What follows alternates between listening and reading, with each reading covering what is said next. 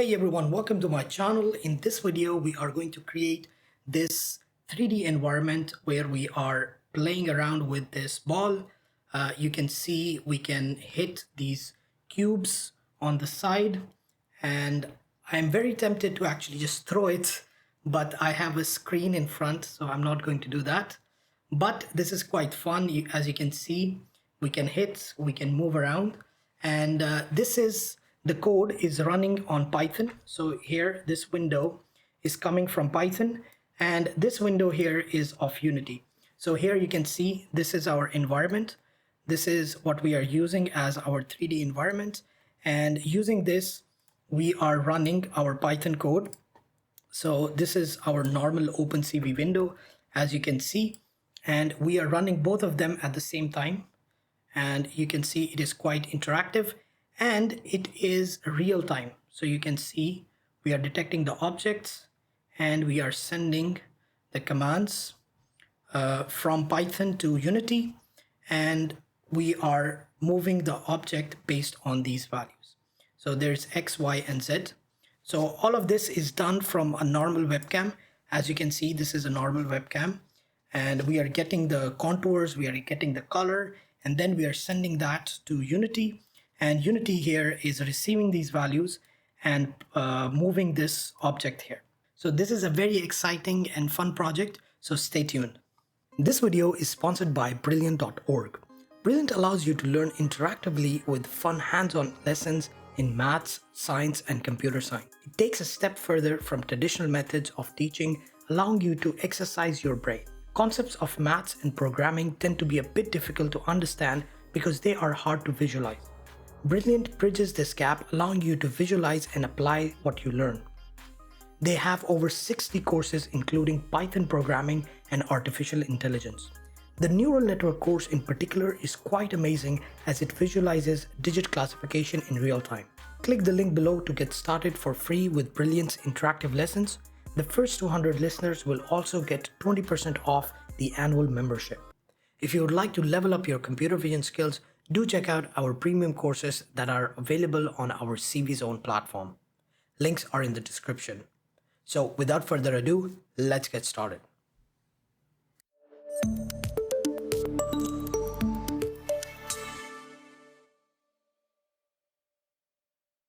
So for this project, we will be using PyCharm for our Python IDE, and we will be using Unity to actually have the 3D environment, and we are going to transfer the data from Python into the Unity program, and we will be using C# on the Unity end.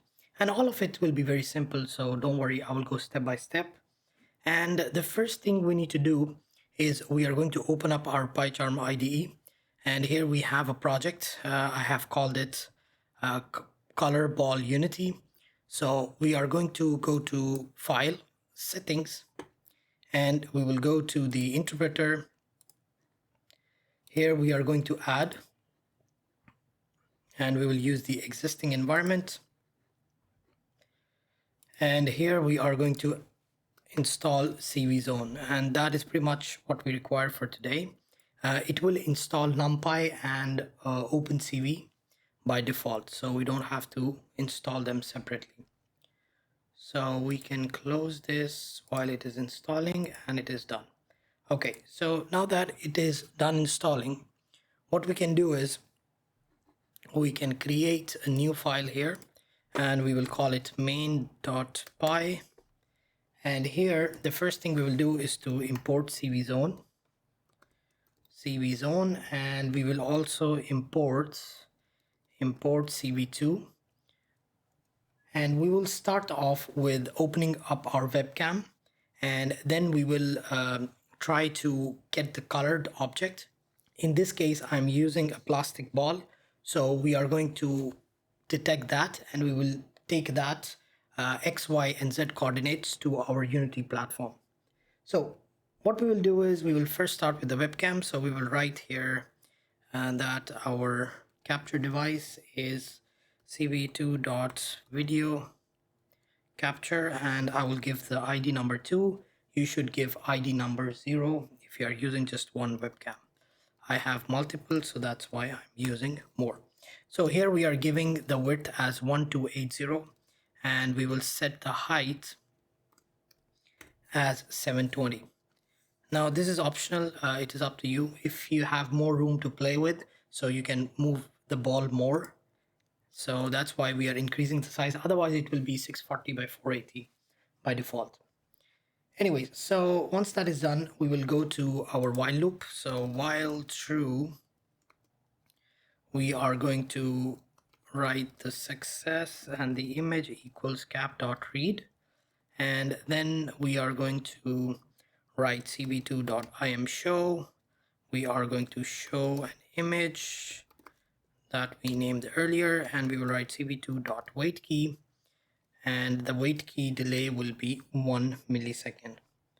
So this should open up the webcam. So let's run that.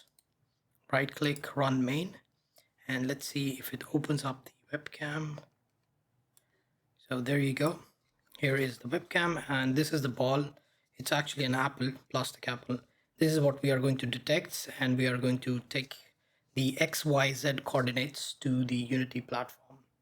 So let's go ahead, and now what we need to do is we need to get the color for this object. We need to find the color, and then based on that color we need to find the contour, and from the contour we will get the XY coordinates, and the area will be our Z coordinate.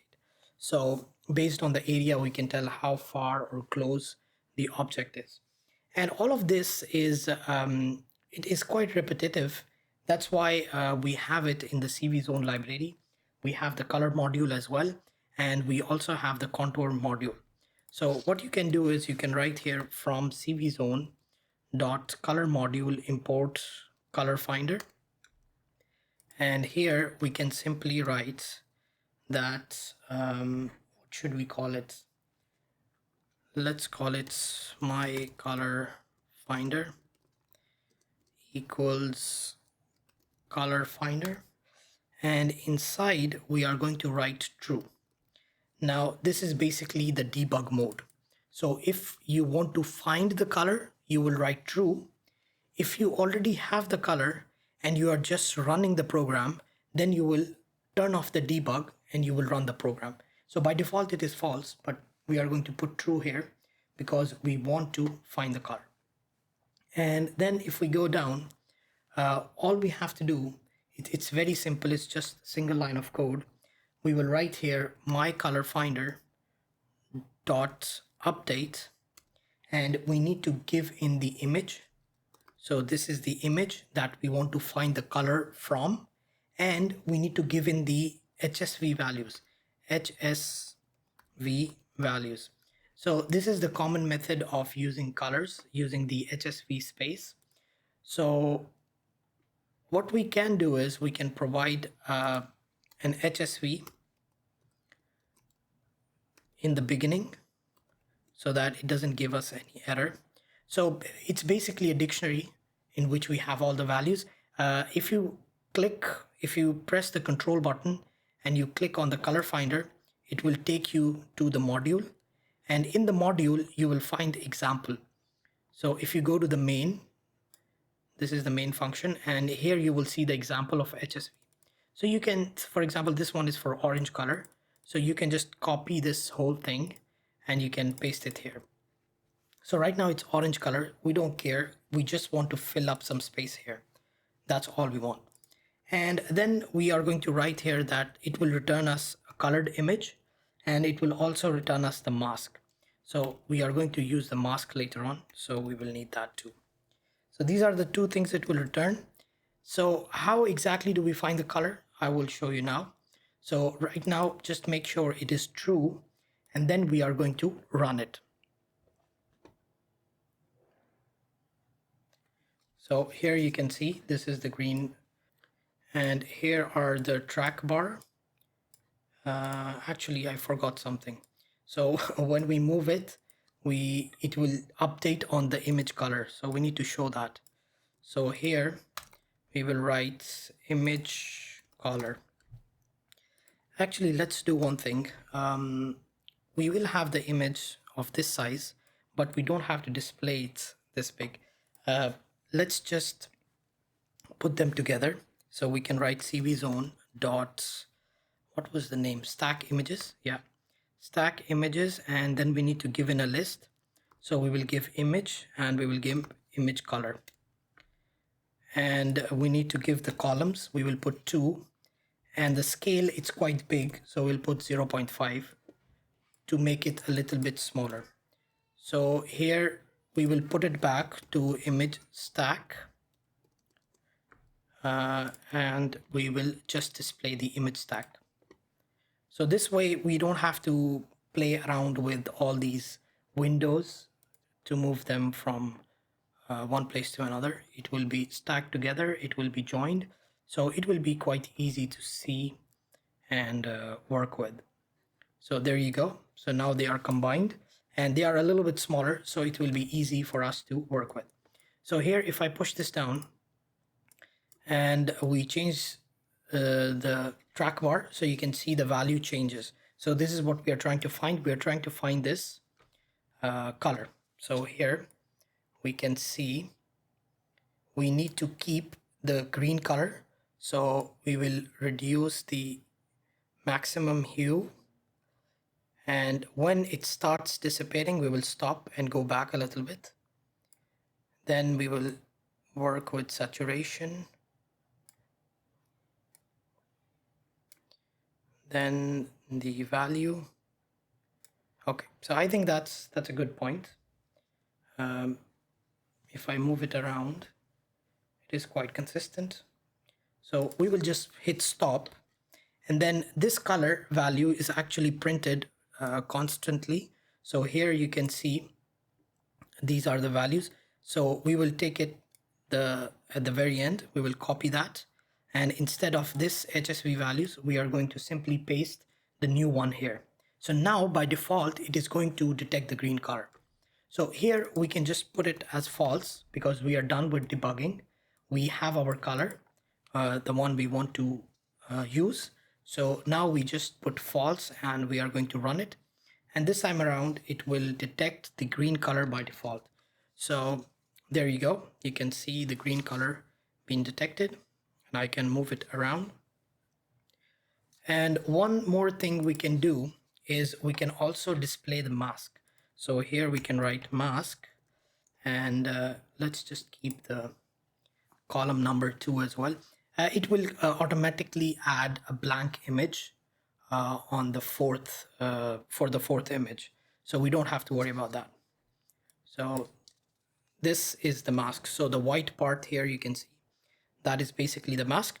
And once we have this, now we need to know the center point of this so that we know the X and Y, and then we need to know the area. So when we go back and forth, we need to know what exactly is the area.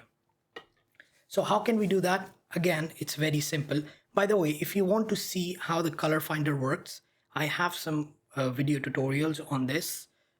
Maybe I did that maybe 1 or 1.5 years ago. So you can check those out, or you can click on the color finder. Again, you press Control and click on that, and it will take you to the color module. And here you can see how it is written. So this is the update function that we are using. It checks the color values, it applies these maximum and minimum values, and then it just outputs us. So it's fairly simple. It's nothing complicated. And because it is repetitive, it's good to put it in a function, in a class, so that you can create objects out of it, and it is much easier to work with. The same thing we did with contours. So now we need to find that contour, and by default, you can use cv2.findContours. They have this functionality, but then after that, you need to find the type, you need to find the area yourself, you need to find the edges yourself, and you need to do the sorting and all that by yourself. So what the CV zone function does is it does all of this by default. So if we go to CV zone, find contours, so if you go there, it tells you what are the parameters, and what it will do is it will find the area for you. It will give give you the area of all the objects that are found. It can also filter out based on the number of edges. So if you are trying to find a triangle, you will give the filter as 3. If you are trying to find a square or a rectangle, you will give the filter as 4. If you give the filter as 0, it will find everything. So this is what we will give by default. And again, as I mentioned, you also have the option of sorting. So what it will do is it will find all this different objects, and based on their size, it will sort it out. So the biggest object will be number 1, then the one after that will be number 2, and so on. So this way, it just becomes a lot easier to work with. And you also have the option to draw and remove the draw. So all of this is quite helpful when you are using the CV zone find contours function. So again, it actually uses OpenCV function. It's not a function by its own. You can see here it uses CV to find contours, but it adds all these functionalities by default. Otherwise, you would write this code by yourself, which to me it is quite repetitive because I've been doing these projects for a while now, and every now and then we are writing pretty much the same code. So that's why it's better to put it in a function and just change the parameters a little bit. So here we need to give in the image and the mask. So this is our image and this is our mask. That's it. Actually, yeah, this is the image and this is the mask. That's pretty much it. And it will find the contours and it will give us the values. So it will give us image contour, and it will also give us the contours themselves. So the values inside the contours. So if we just add this to our image stack, let's just run it. So by default now, we should get the XY and the area of our contour. So here you can see the last image is the image contour. So you can see there is a blue rectangle, kind of a square, and you can see that small dot here. This small dot represents the center position of the object. So it is quite stable, and you can see it is quite good. So we can use this value now. And how can you get it? It's very simple. All you have to do is, first of all, you have to check if there are any contours available. If there are, then we will ask for the X, Y, and the area. So how can you do that? We will simply write that our contours, I wrote the spelling wrong, contours at 0. And now why are we writing 0? Because as I mentioned, this will give us a list of contours. We are interested on in the first one, the biggest contour, but normally it will give you a list of contours. And also one more thing, there's also a filtration of area. So here you can write minimum area. So by default, it's 1000. So anything below 1000, it will ignore. So if there is any noise around you or some green object, little bit here and there, it will remove that. So if you have bigger objects lying around, you can put, for example, 5000 and it will work better.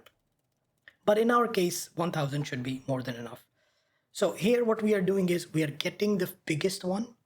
And once we get the biggest one, then there's a dictionary. So the dictionary contains the center points. So it will give us the X and Y.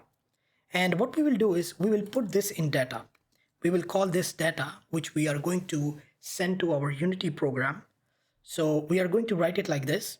And not only this, we need to give in the X, Y, and we need to give in the Z as well. So let's write this as X. And then the second one will be Y. And the third one, actually, let's put it down. Each one of them in a new line. So there you go. So then the third one, we are going to put the area. So instead of the center, it will be area. And the area is a floating value, so we will convert it into integer.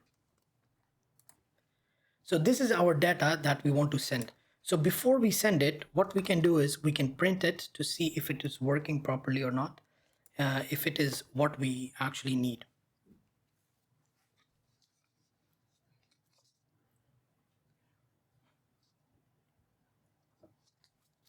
So if you look at the bottom there, you can see we have the X and Y. We also have the area. Now there's a problem here because when we go down, the value of the Y increases, and that's not normal. So normally if you go down, the value should decrease. If you go up, the value should increase.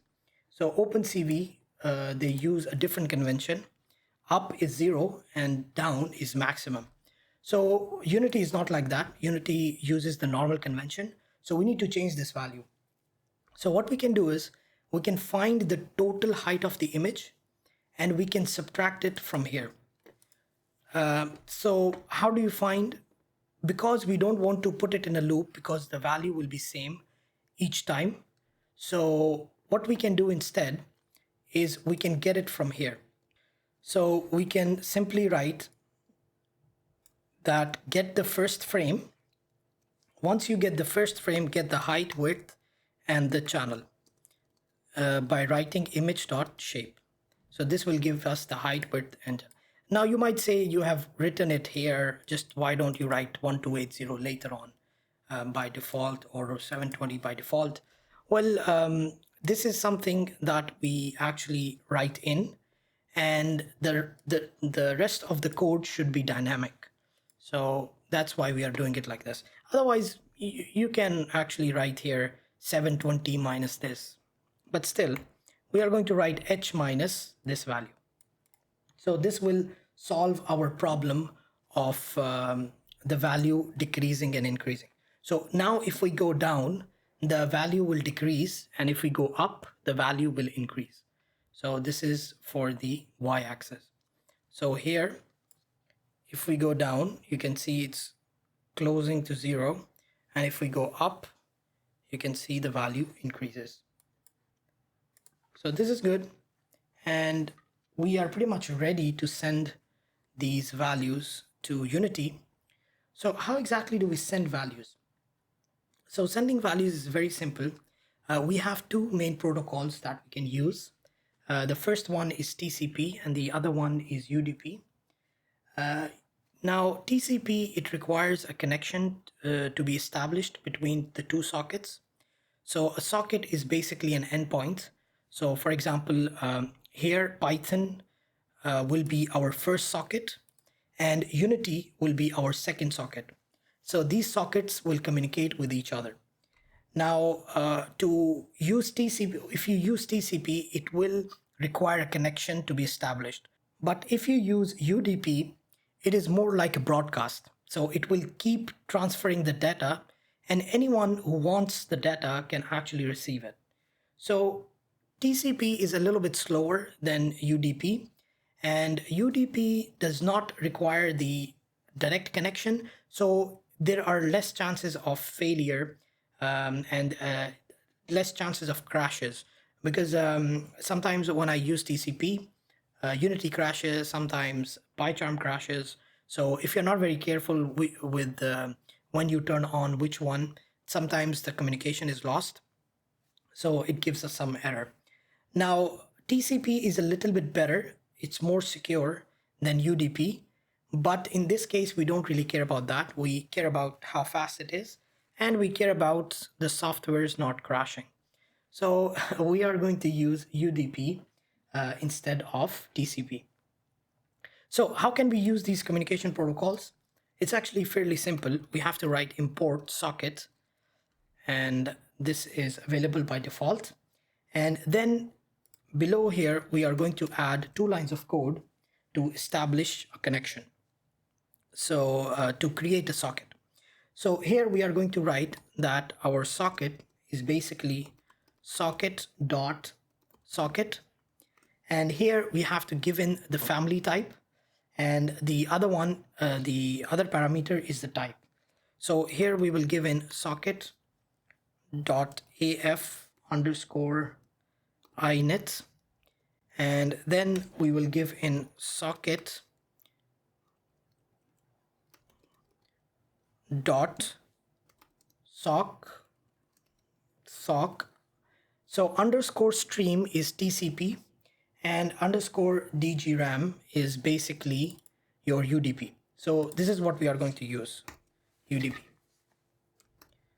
So once we have done that, then we are going to give in the address. So the address will be your IP and then your port number. So here we will write server address port equals, we will give in two values. The first one will be the IP, so 127.0.0.1, and the other one is the port number. So this you can choose whatever you want. So we will use 5052. If you want to use anything else, just feel free to do that. Just make sure that port number is available. It's not being used at the moment. So yeah, so this is basically the initialization. And once we have the data, all we have to do is we have to write sock, which is our object, dot send to, and we will send the data. So here we will write data, and then we will send it to the address, server address port. So this is the idea. But the data we have to filter before we can send. So let's just get it ready before we can send it. Data equals, first of all, we are going to convert it into string data, and then we have to encode it. So we will write here string dot encode. There you go. So yeah, now the data is ready to be sent. So if you don't want to do all of that, you can actually just put this part in here as well. Just do it in one line. Why not? It's not that big of a line. Anyways, so now it should send the data as well. So if we run this now, actually nothing is going to change at this point, but we're hoping that there won't be any errors. So that is a good sign. So there you go. We do not have any errors. So that's good. But unless we go and run it on Unity, we will not know if the connection is working or not. Okay, so next part, let's go to the Unity part. So here we have created a new Unity project, and the name of that is Color Ball. And as you can see, there's an empty scene, and we also have a UDP receive file. Now, this is basically a C# script, and you can find this script on our website. Just sign up. If you have already signed up, just sign in, and you can download the file from the project page. So this file is basically what will allow us to get the data from our Python code. And then once we have this, we do not need to make any changes in this script. So this will be pretty much a standard template, not actually a template, it's a standard script that every time you want to receive, you just add it to your project, and that's it. It will give you the data, and then what you do with that data should be in a different script. So here, this is the code. It's very short code. It actually creates a socket, and this socket will get the data. And once it gets the data, it will add it to a public variable. This public variable is basically data. So what we can do is, wherever we are using, wherever we want the information, we can ask this script to give us the information. So how can we do that? I will show you now. So the first thing we have to do is we have to make sure that we are actually receiving these values. There is a communication and we are able to get the data. So what we will do is we will right click and we will create an empty object and we will call it manager. So in this manager, we are going to drag and drop this script. So here you can see by default, we are using the same port number. If you want to change, you can change the port number, whatever you have received. And here you can see this is the public variable called data. Once we start getting the values, you will see them appearing here. Or if you want to print it to the console, which is here, you can check this and it will start printing to the console as soon as the data starts coming in. So in between the game, if you don't want to receive the data, you can turn this off, on and off, manually or by code as well. So by default, we are going to receive the data all the time. So we will not uncheck this. And we know that our port number is correct. It is 5052. So now let's go ahead and run this. So that's how simple this is. We just create a new object and we add it to our manager. So here you can see it is giving us an error. So what we can do is we can go to our PyCharm now. So here, let me just make it a little bit smaller.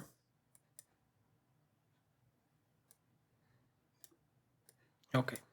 So here what we will do is we are going to run it.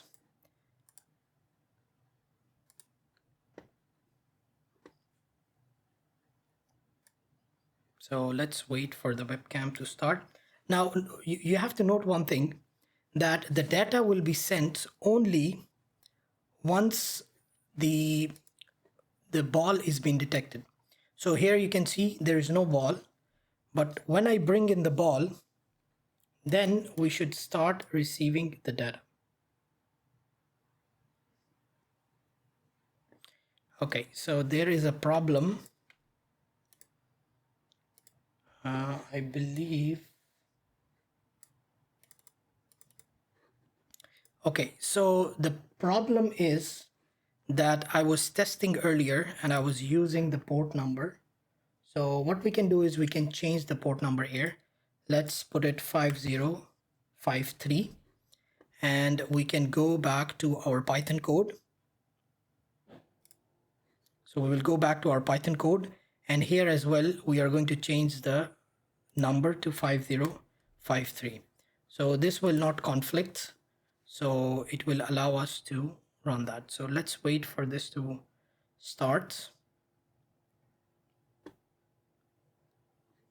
So if we bring in the ball, you can see that the numbers are being sent. So we can minimize this, we can minimize this, and here if we just go and run, now the error is gone. And if we bring in the ball, you can see in the console the numbers are shown, and if you see in the data you will see the most updated values. So if I move around the ball, you can see the data is being changed. If I just hold still, it's changing a little bit, but as you can see the data is being received. So this is perfect. This is exactly what we wanted, and you can see it is quite fast. It is actually real time, so we don't have to worry about the speed. So let's stop it here. Now the good thing is we didn't stop PyCharm. So right now PyCharm is running, so we didn't stop that. So maybe we will change some code and then we will start it again. We will start the Unity project again. And you can see it is automatically connected and it's running the data. So the data is being received. So this is the good thing about UDP. If you were using TCP, you have to turn both of them off and then you have to reconnect them again. And then the sockets will pair and then you will start receiving the data. But this is not the case with UDP. Anyways, so now we will remove this print to console. We don't want to print it anymore. But here, just keep a note of this, that we have a bracket. So this is a complete string. It's just text. So in this text, we have a bracket in the start and we have a bracket at the end. We need to remove these brackets and we need to separate these values using comma. So this is what we are going to do. So let's go ahead and create an empty, no, not an empty object. Let's create a sphere. So this will be our ball. Let's call it ball. And let's give it a green color. So let's create a new material and we will call it green.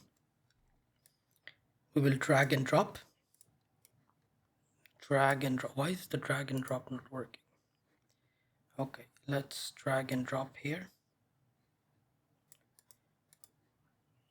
Let's click on ball, material. It already has a material, that's why we need to change it. There you go. This is the one, green. And then we can change the color of the green to actual green. There you go. So this is the objects. Let's make it a little bit darker. Maybe like that. Maybe like this. Okay, I like this.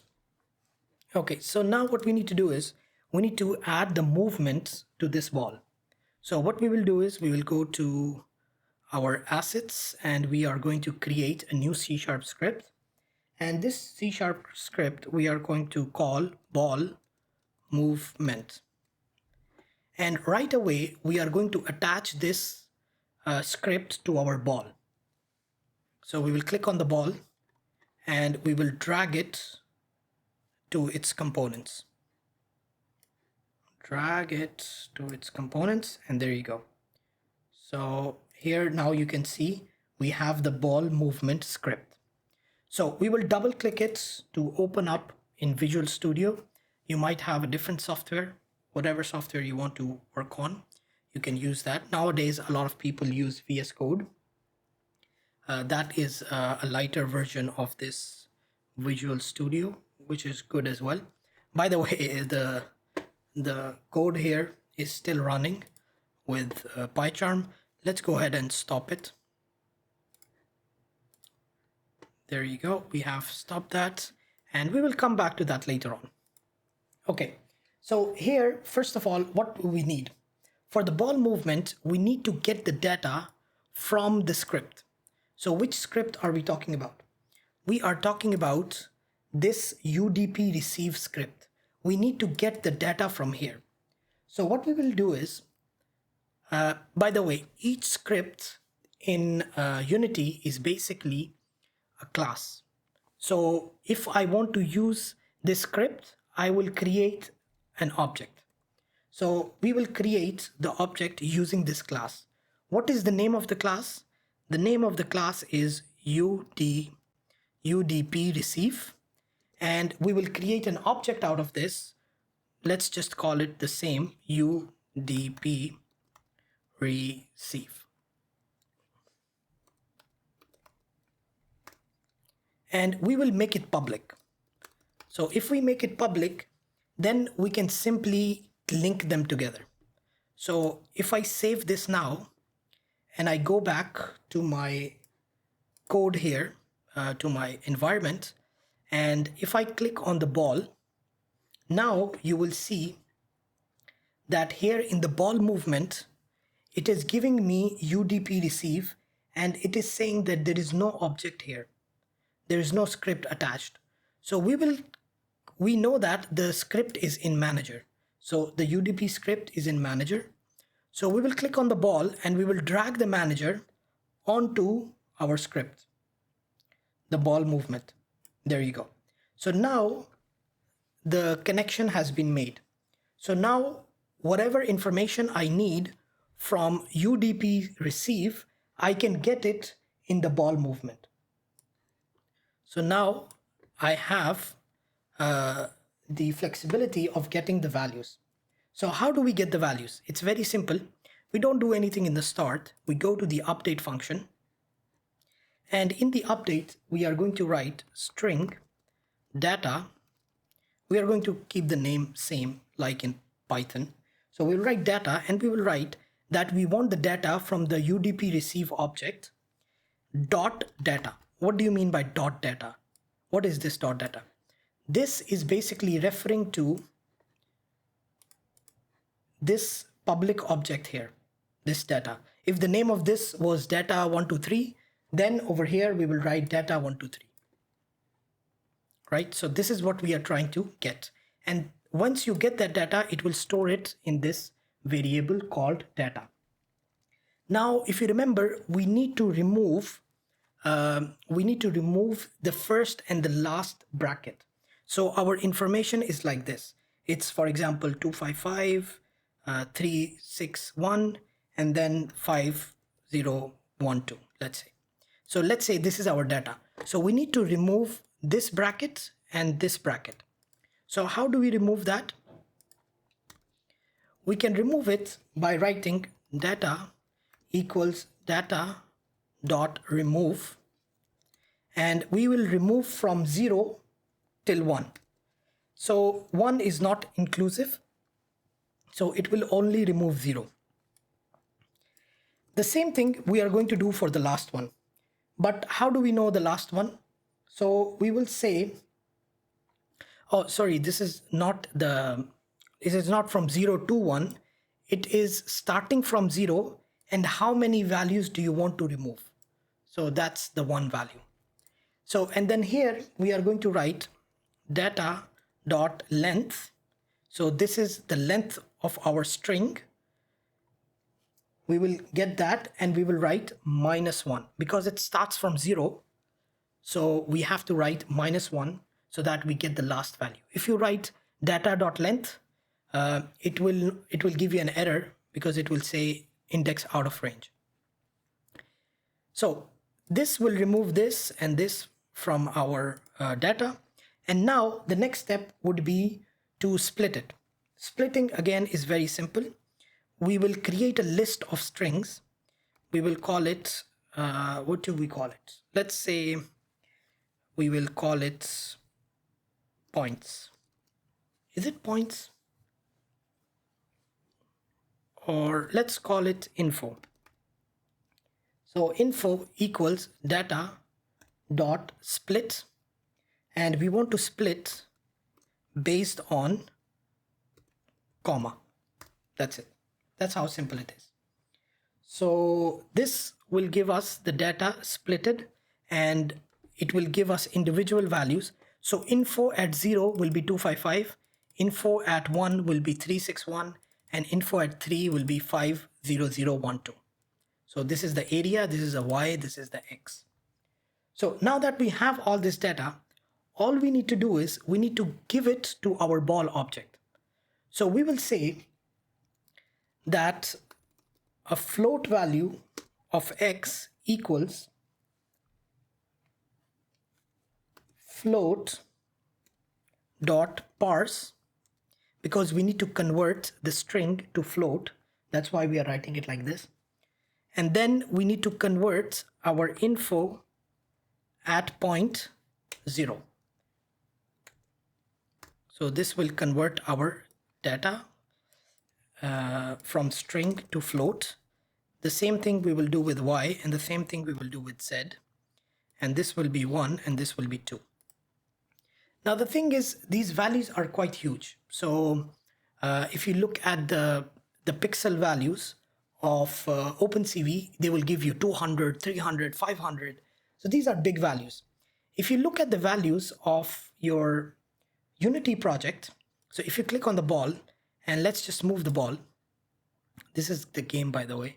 This is the scene. That's why it was not dragging. Anyways, so this is the ball, and you can see here the position is 0, 0.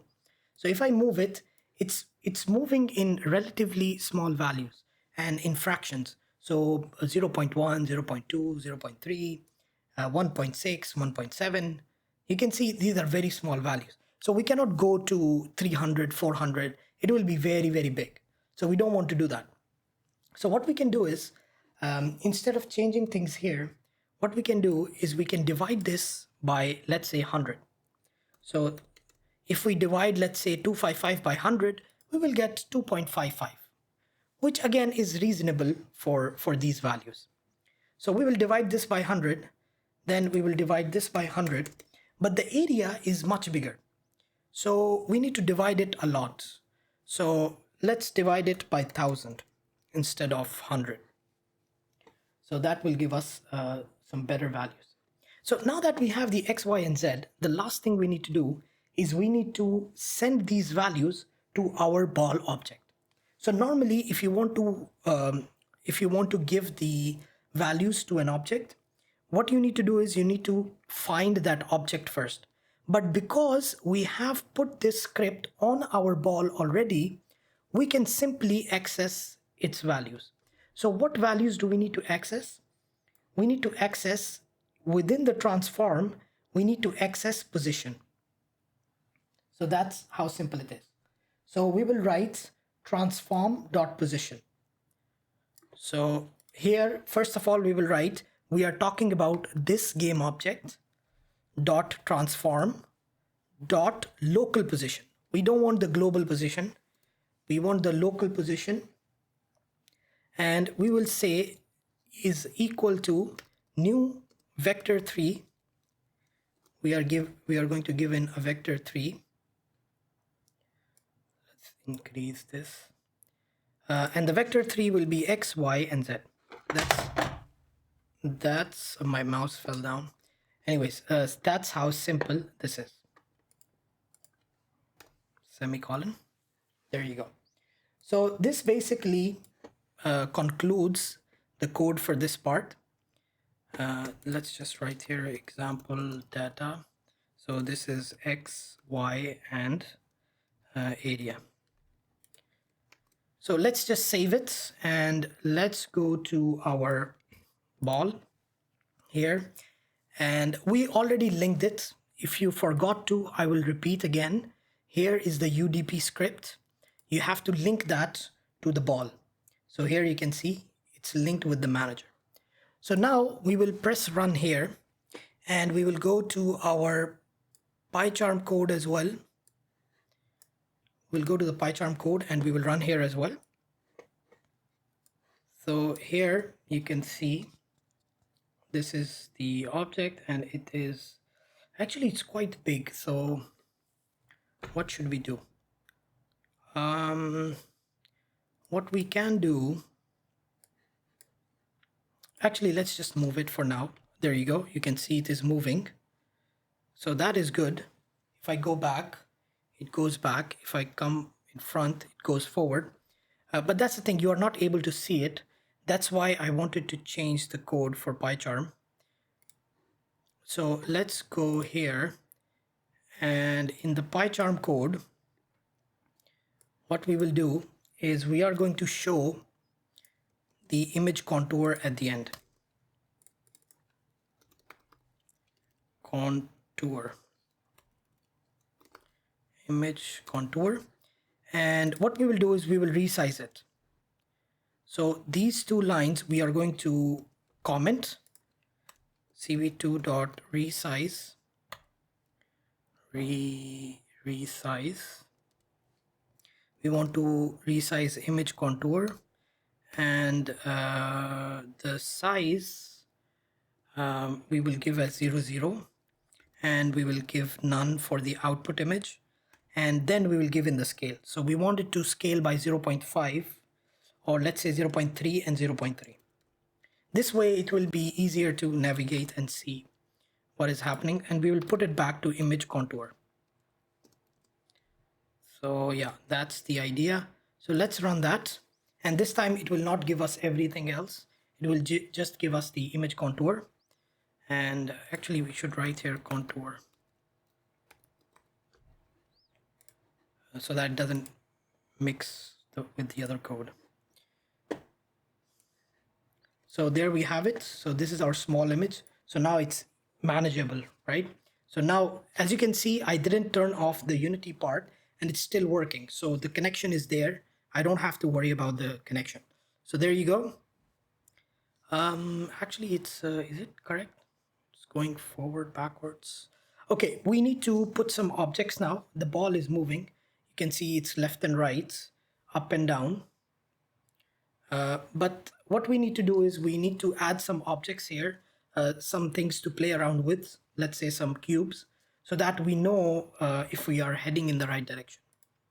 So what we will do is we will create an environment here with lots of cubes.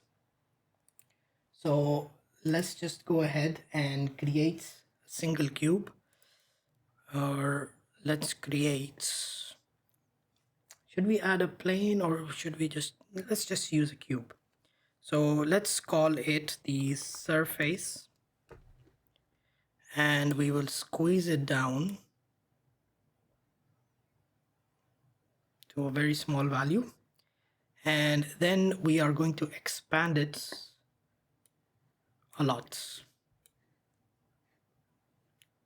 Actually, let's put it on the side so we can see what is happening.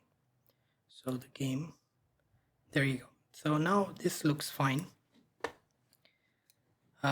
Then we need some cubes. So let's create an empty object. We will call it cubes. And then inside that, we are going to add single cubes. So we will go to 3D object and cube. And here we can see this is our cube. What is the position of the surface? The Z is what? The Z is 0.7. We want it to be at 0. It's still very thick. Why is it so thick? The Y, yeah, we'll put it at almost 0. And this we will put at Y at 0. So right now you can see the ball is a little bit higher than 0. And then we will add our cubes. So the cube, this position is negative. Let's put it at 0, 0, 0. And yeah, is it on the surface?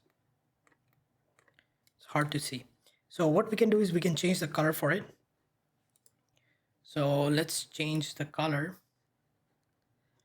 Let's create a new material. We will call it red. Let's go to its properties. We will change the color to red. And then we will put it on the cube. There you go. So now it's visible that it's not on the surface. So let's just move the cube. Why is it not on the surface? Okay, let's move the surface a little bit down. There you go. So this surface now is at a little bit lower, or should we actually, let's put it at 0, 0, 0. Let's put this at 0. Let's put this at 0. Let's put this as 0 as well. But then we have that issue. Okay, let's put it a little bit down there, right when it's about to touch. Okay, so that's good. And you can see the shadows are there as well. So now what we need to do here is that we need to add physics to both these objects. Otherwise, when they interact, nothing will happen. So what we will do is we will click on the ball and we will go down and we will add components and we will add a rigid body. So we will write RIG, and then here, not the 2D, we will add the 3D rigid body. So this is the rigid body, and we will make sure that the use gravity is off. And then we will go to our cube and we will do the same. But this time around, we will make sure the use gravity is on. So this will allow it to have physics. So if we run this now, we should be able to interact with this cube. So let's bring in the image. So here, so when I go forward, it is going forward. It's going back a lot. We need to push it back a little bit because right now it's not at a very good position to start off with. So let's do one thing. Let's shift the X a little bit. So right now it will start from 0 and it will only go in the positive direction. So it will go only in one direction. Let's reduce and push it a little bit on the side. So let's say 5 minus this. And for the Z-axis, let's give it a little bit of value. So it starts from the back. So let's say minus 10 plus this. So these changes will allow us to have a little bit more natural movement in terms of the cube. Okay, so there you go. Now you can see I can hit the cube. Oh, there you go. It is quite fun to play around with this. So here, if I hit it, there you go. Hits, boom, boom. I think the mass, we need to increase the mass maybe of the ball, because sometimes it doesn't do much. So if we click on the ball, we change the mass to, let's say, 5. Let's see what happens.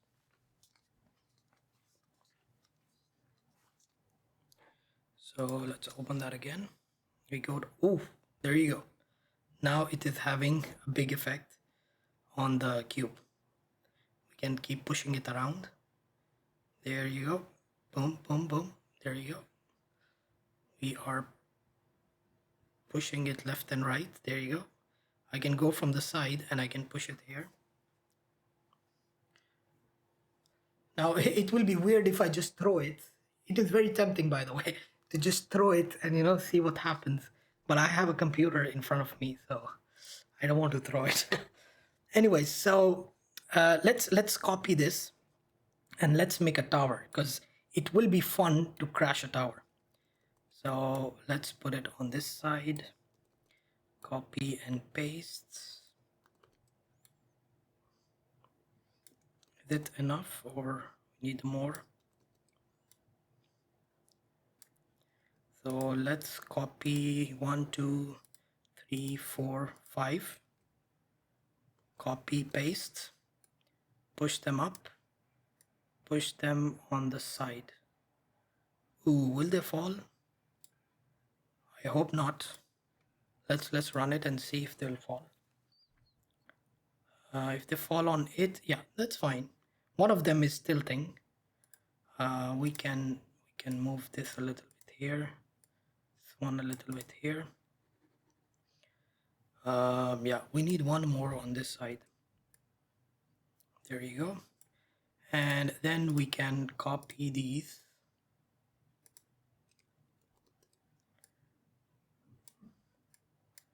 Will it fall? Ooh, this will fall. So the spacing is not good. Or let's run it and see.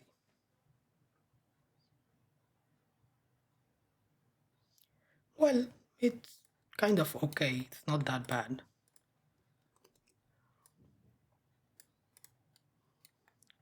So there you go, and maybe one more layer. One more. Come on, 1, 2, 3. Where am I clicking?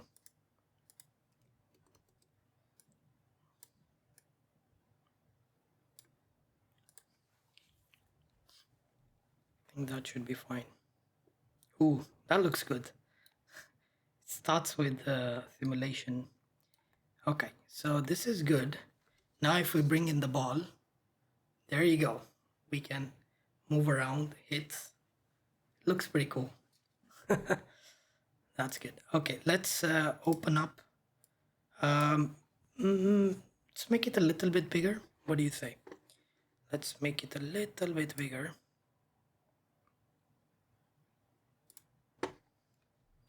So here, instead of 0.3, let's make it 0.5 and 0.5. Let's run that. And let's wait for it to start. And this, once we run, we can tell it to have full screen by clicking on maximize on play. We will do that too. Let's do it without that first.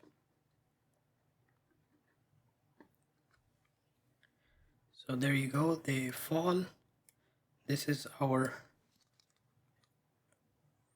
game, and if we go back, there you go, we go down and we push.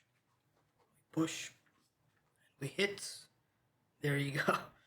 It is quite fun hitting them.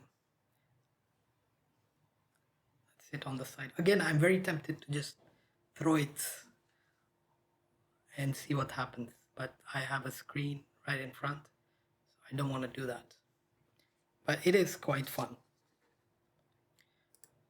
So now let's try with the maximize. There you go. Let me put it on the side, maybe here. And we have the ball and we are moving, and boom. There you go.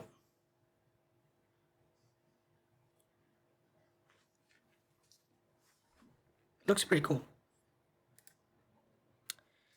So this is basically the tutorial for today. I hope you have learned something new. In this tutorial, we learned a lot of different things. And the best thing is that it is in real time. So that is quite impressive that we are able to do all of this in real time.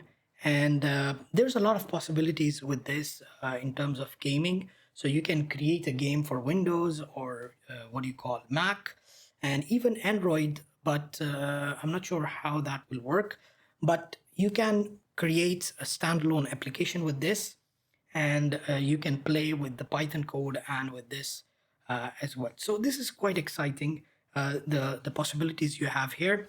And as always, if you would like to level up your skills, do check out our premium courses. And if you like this video, give it a thumbs up. If you really liked it, share it with your friends and comment below what would you like to see next. And I will see you in the next one.